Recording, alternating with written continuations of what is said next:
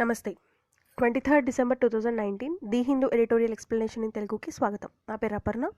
Welcome to Aparna educational channel. So ఇవాళ మనం discuss చేయబోయే ఫస్ట్ వన్ అన్డూయింగ్ హార్మ్స్, అలాగే ఇంకొకటి the 3 step communal game plan. ఇవి రెండు కూడా సిటిజన్షిప్ అమెండ్మెంట్ యాక్ట్ గురించే మాట్లాడుతున్నాయి.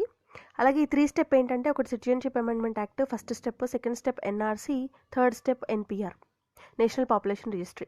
సో వీటన్నిటి గురించి మనం లాస్ట్ వీడియోలో డిస్కస్ చేసాము. కావాలని ఈ వీడియో ఆపిన రీజన్ ఏంటంటే, ఆ వీడియో చూసిన తర్వాత క్లారిటీ తెచ్చుకున్నాక ఇలాంటి ఎడిటోరియల్స్ ఎన్ని వచ్చినా కానీ కాలమ్స్ మనం ఈజీగా అర్థం చేసుకోవచ్చు అని చెప్పి. సో ఆ వీడియో చూడని వాళ్ళు ఎవరైనా ఉంటే కంపల్సరీగా చూడండి. వీటన్నిటి గురించి అసలు సిఏఏ అంటే ఏంటి, ఎన్ఆర్సీ అంటే ఏంటి, ఎన్పిఆర్ అంటే ఏంటి, సో అన్నిటి గురించి మనం క్లియర్గా డిస్కస్ చేసుకున్నాం కదా. ఓకే, ఇవాళ ఎడిటోరియల్లోకి వచ్చేద్దాము. Undoing harms. అన్డూయింగ్ హార్మ్స్ అంటే చెడు, హాని జరగడం. ఆ హాని జరిగిన వాటన్నిటిని అండూ చేయడం. మన అండూ అనే ఆప్షన్ ఎక్కడ ఉంటుంది, మనకి సిస్టంలో ఉంటుంది. అంటే మనం ఏదైనా ఒకటి చేసిన తర్వాత దాన్ని అండూ చేయొచ్చు. సో అలాగా ఇక్కడ అండూ చేసే ఆప్షన్ ఉంది అంటున్నారు.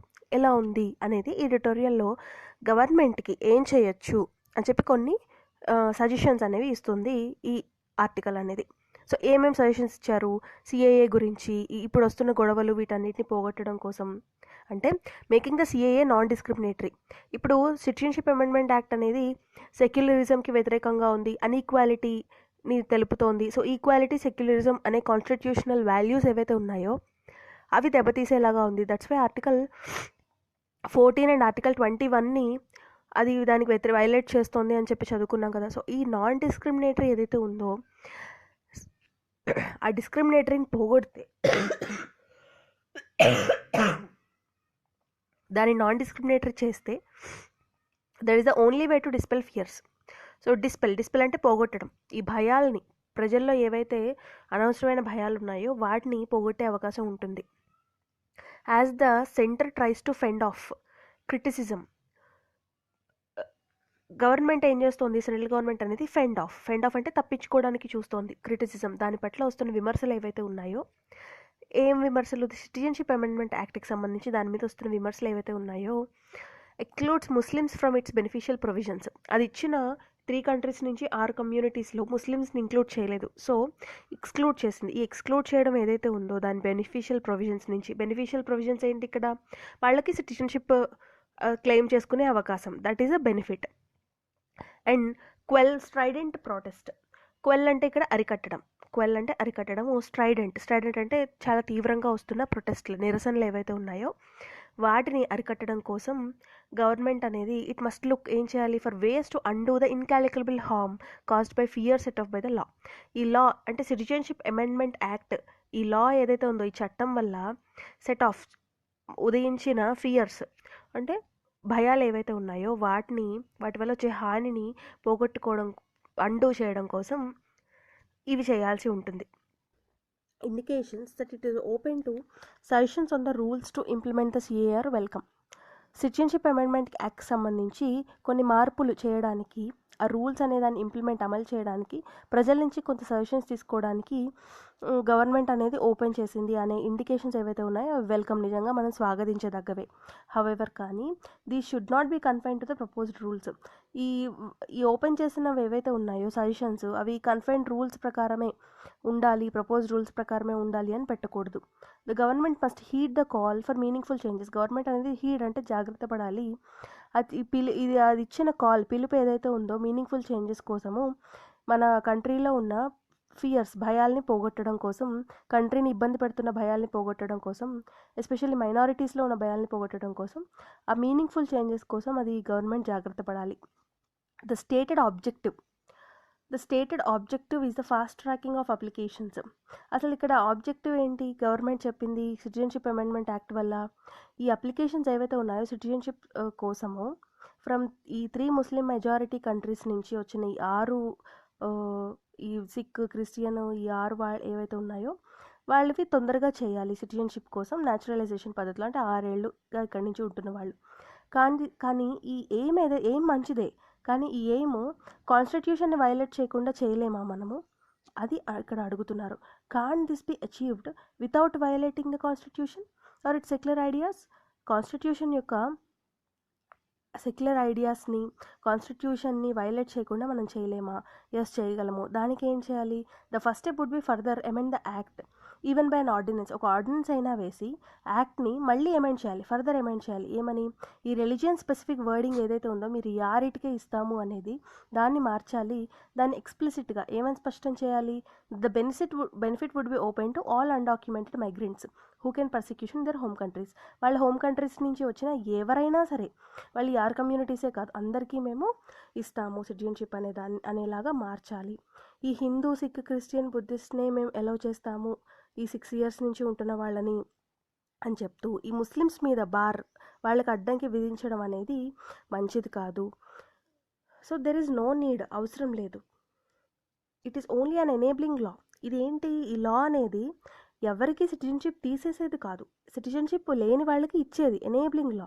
సో దట్ అందుకని ఇది does not oblique the government to grant citizenship to anyone. గవర్నమెంట్ని ఎవరికి సిటిజన్షిప్ ఇవ్వకుండా గవర్నమెంట్ని ఆపకూడదు ఈ యాక్ట్ అనేది. And Muslims and atheist, Muslims కానీ ఎథీస్ట్ అంటే అసలు ఏ దేవుణ్ణి నమ్మని వాళ్ళు కూడా దాడికి గురవుతున్నారు కదా కొన్ని దేశాల్లో, మరి వాళ్ళకు కూడా ఇవ్వాల్సి ఉంటుంది సిటిజన్షిప్ అనేది. రిగార్డింగ్ అదర్ సచ్ శ్రీలంక నుంచి రెఫ్యూజీస్కి ఇవ్వలేదు కదా, సో ఇలాంటి వాళ్ళకు కూడా తీసేయాలి బార్ అనేది. ఆ 2004 amendment to the citizenship law introduced A clause that illegal migrants will not be eligible to apply for citizenship. Illegal migrants అనేవాళ్ళు సిటిజన్షిప్కి అప్లై చేసుకునే అవకాశం లేదు అని చెప్పి 2004లో సిటిజన్షిప్ అమెండ్మెంట్కి 3వసారి అమెండ్ చేసినప్పుడు జరిగింది. అప్పుడు వాజ్పేయి గవర్నమెంట్ ఉన్నప్పుడు మనం ఆల్రెడీ చెప్పుకున్నాం. అప్పుడే ఈ నేషనల్ పాపులేషన్ రిజిస్ట్రీ అనే దాన్ని కూడా కొత్తగా తీసుకొచ్చారు కదా. సో ఇల్లీగల్ ఇమిగ్రెంట్స్ అంటే ఎవరు? మనం ఆల్రెడీ చదువుకున్నాం 2 కండిషన్స్. ఇల్లీగల్ ఇమిగ్రెంట్స్ అంటే ఫస్ట్ వ్యాలిడ్ డాక్యుమెంట్స్ లేకుండా మన కంట్రీలోకి వచ్చిన వాళ్ళు. సెకండ్ వన్, మన కంట్రీలో ఇంత పీరియడ్ అంటే 6 months వరకు వాళ్ళకి ఛాన్స్ ఉన్నా ఇంకా ఎక్స్టెండ్ అవుతూ ఇల్లీగల్గా ఉంటున్న వాళ్ళు, వీళ్ళిద్దరు కూడా ఇల్లీగల్ మైగ్రెంట్స్ కిందే వస్తారు మన కంట్రీలో.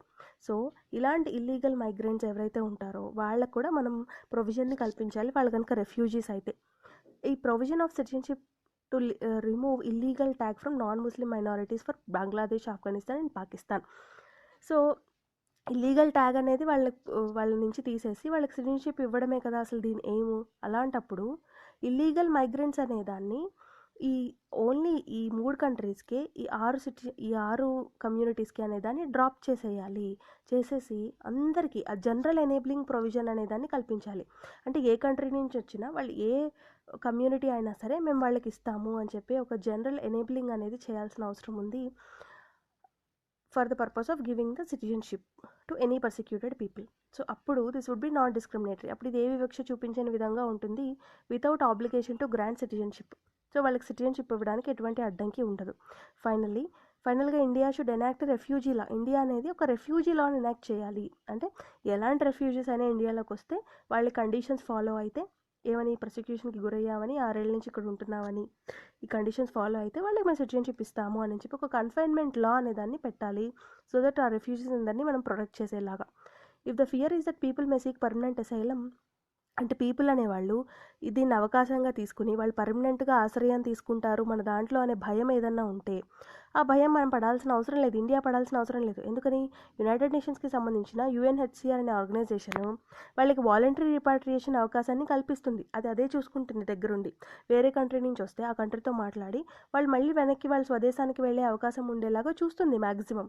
సో అందుకని మనం పర్మనెంట్ అసైలం వేరే వాళ్ళు కూడా ఇక్కడే ఉండిపోతారా అందరూ అని భయం పడాల్సిన అవసరం కూడా లేదు.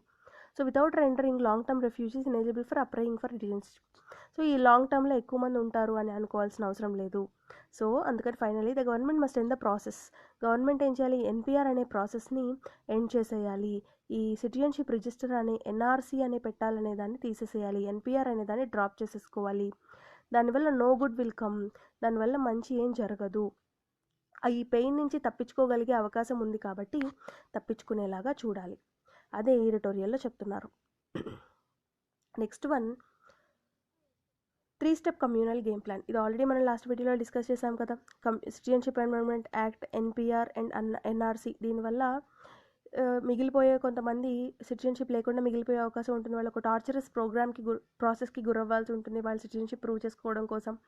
ఎస్పెషల్లీ ఈ మైనారిటీ కమ్యూనిటీస్లో కూడా కొన్ని Muslim communities and other communities, అలాగే ఆదివాసీస్, వీళ్ళందరూ ఇబ్బంది పడాల్సి ఉంటుంది. దానివల్ల ఒక సెకండ్ క్లాస్ సిటిజన్స్ అనేదాన్ని క్రియేట్ చేస్తోంది మోడీ గవర్నమెంట్ అనేది ఈ ప్రాసెస్ వల్ల. దిస్ ఏ 3-స్టెప్ కమ్యూనల్ గేమ్ ప్లాన్, కమ్యూనిటీ పరంగా గేమ్ ప్లాన్ చేస్తున్నారు బీజేపీ గవర్నమెంట్ అనేది ఎడిటోరియల్లో చెప్తున్నారు. Next one, ironing out the wrinkles in the trade dispute education. Wrinkles అంటే ముడతలు, ఐరనింగ్ అవుట్ అంటే ఇస్త్రీ చేయడం, అంటే ఇక్కడున్న ప్రాబ్లమ్స్ని తీసేయడం, సాఫీ చేయడము. ట్రేడ్ డిస్ప్యూట్స్, ఈ వాణిజ్య తగాదాలు ఏవైతే ఉంటాయో వాటి న్యాయ నిర్ణయం కోసం. ఇక్కడ ఏం చెప్తున్నారు, వరల్డ్ ట్రేడ్ ఆర్గనైజేషన్ యొక్క ఎపిలేట్ బాడీ గురించి మాట్లాడుతున్నారు. వరల్డ్ ట్రేడ్ ఆర్గనైజేషన్ అనే ఒక ఎపిలేట్ బాడీ ఏం చేస్తుంది, ఏవైనా 2 కంట్రీస్ మధ్య తగాదాలు వచ్చినప్పుడు వాటిని, అది ఒక హయ్యెస్ట్ కోర్ట్, అక్కడికి వెళ్ళి వీళ్ళు ప్రాబ్లమ్ని సాల్వ్ చేసుకోవాలి ఈ బిజినెస్కి, ట్రేడ్ డిస్ప్యూట్స్కి సంబంధించి. అయితే ట్రేడ్ అంటే ఏంటి, ఒక కంట్రీలో గూడ్స్ ఇంకో కంట్రీలో అమ్మడం, ఎక్స్పోర్ట్స్ అండ్ ఇంపోర్ట్స్. సో ఆ world trade organisation appellate body అనేది ఫాలో అవుట్ అయింది, పడిపోయింది. ఎందుకని అంటే అందులో ఉన్న ఇద్దరు సీనియర్ ఆఫీసర్స్ అనే వాళ్ళు రిటైర్ అయ్యారు. యునైటెడ్ స్టేట్స్ అనేది బ్లాక్ చేస్తుంది మళ్ళీ అపాయింట్మెంట్ కోసం. సో ఈ వరల్డ్ ట్రేడ్ ఆర్గనైజేషన్ యొక్క ఎపిలేట్ బాడీ అనేది పడిపోవడం వల్ల ఇది ఒక ఆపర్చునిటీయే అవుతుంది, పాజిటివే అవుతుంది to rectify issues with the present సిస్టంలో ఉన్న ఇష్యూస్, ప్రాబ్లమ్స్ ఏవైతే ఉంటాయో వాటిని రెక్టిఫై చేయడం కోసం. ఎందుకని అంటే ఇప్పుడు ఇది పడిపోయినా సరే దీని గురించి పాజిటివ్గా ఎందుకు మాట్లాడుతున్నారు అంటే, ఎపిలేట్ బాడీ ఉంది కదా అని చెప్పి ఒక కంట్రీ ఇంకో కంట్రీ ఎపిలేట్ బాడీ దగ్గరికి వెళ్ళడానికి చూస్తుంది. ఇప్పుడు ఎపిలేట్ బాడీ లేదు కదా, సో ఒక కంట్రీ ఇంకో కంట్రీ దాని మధ్య అదే ప్రాబ్లమ్ని సాల్వ్ చేసుకోవాలని చూస్తుంది.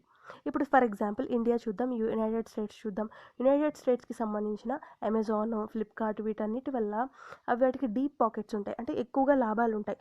దానివల్ల అవి ఏం చేస్తున్నా చాలా తక్కువ ధరలకే ఇస్తుండడం వల్ల ఇండియాలో ఉండే సొంతంగా ఉండే వాళ్ళు, డొమెస్టిక్ పీపుల్ ఎవరైతే ఉంటారో వాళ్ళ యొక్క బిజినెస్ దెబ్బతింటుంది. అందుకని ఇండియా ఏం చేసింది, వీటి మీద కొంత ఆంక్షలు విధించింది.